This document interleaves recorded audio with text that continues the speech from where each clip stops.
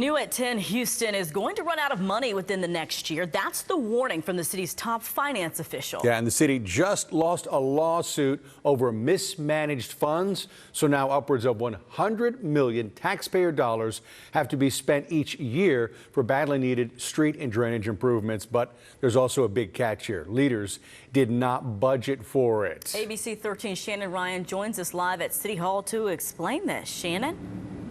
Hey there, yeah, they certainly did not budget for it. Right now, Houston is spending $200 million more dollars than it is bringing in, knowing that officials had appealed an earlier ruling in this case.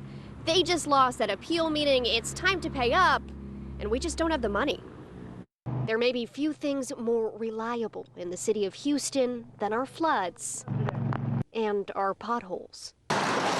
There are issues voters hope to at least help fix back in 2010, approving a plan to set aside tax dollars for street and drainage improvement projects. But soon enough, two engineers sued the city, saying it was manipulating a fund allocation formula to shortchange the initiative. The city deprived the citizens of over $600 million of improvements. Bob Jones, one of the suit's plaintiffs, spoke to us over the phone. I'm ecstatic. Ecstatic because after years of legal battles, the state's highest court just ruled in his favor. So what does that mean for us? That means that effective immediately, the city has to begin spending an additional $100 to $120 million more on critical road and drainage projects across the city. Controller Chris Hollins says the city doesn't have that money.